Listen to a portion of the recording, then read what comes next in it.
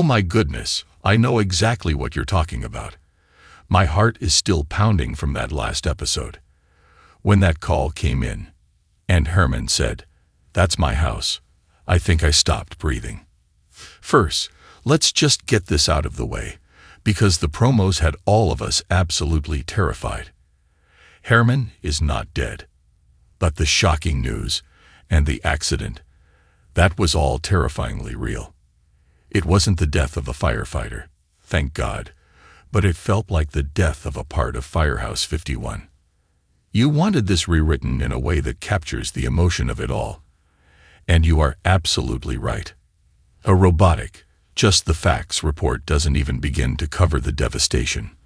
This wasn't just a fire. This was a tragedy hitting the one man who is, in so many ways, the heart of the firehouse.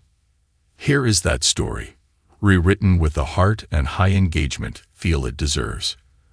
That's my house. The night we almost lost Herrmann, and the home that held 51 together. We need to talk about what just happened. If you're part of the Chicago Fire family, you know that we are used to heartache. We are used to cliffhangers that make us want to throw our remotes at the screen. We're used to seeing our heroes walk through fire. But this was different. This wasn't a 5-alarm warehouse blaze or a complicated rescue on the L train. This was a call that came over the radio like any other, just a simple address. And then, the single most chilling line Christopher Herrmann has ever said in 14 seasons. That's my house. In that 1 second, the entire world stopped.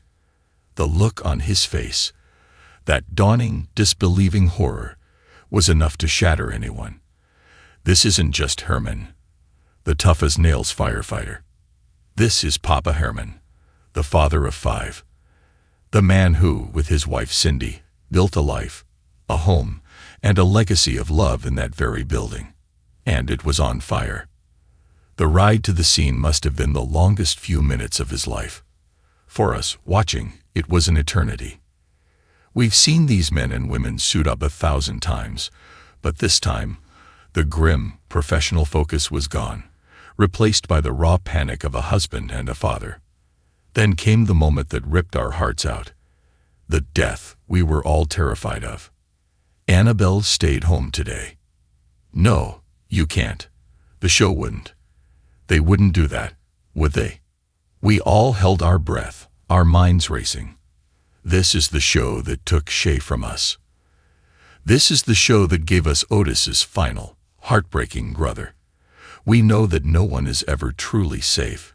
The thought of Herrmann, a man who has already endured his wife's brutal battle with cancer, having to face the loss of a child. It was, frankly, too much to bear.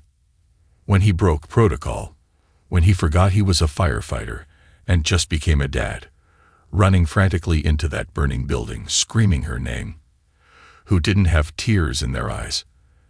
That was pure, unfiltered, primal fear. Thank God. Thank the TV gods, the writers, and everyone involved. Annabella was safe. She wasn't inside. The collective sigh of relief was massive. But the story wasn't over. The shock wasn't just about who might die. It was about what was dying, right in front of their eyes. The Herrmann house is gone. This is the part that a simple news report fails to capture. That house wasn't just drywall and wiring. It was the place where the Herrmann kids grew up. It was the site of countless backyard barbecues. It was the safe harbor Cindy returned to after her chemotherapy. It was the physical manifestation of the family Herrmann and Bowden have always preached about. And as he stood on the lawn, watching it all turn to ash, you could see the weight of another crushing blow land on his shoulders. We have to talk about Herrmann's why.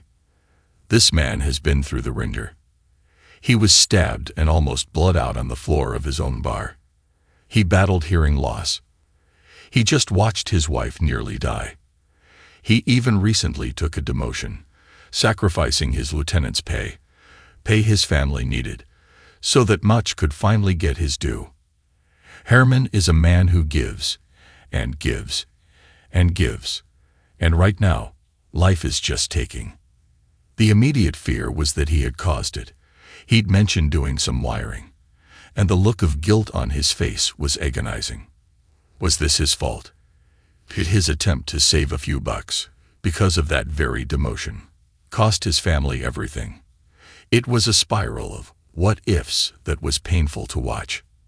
The accident, as it turns out, was a faulty stove. A random, cruel twist of fate.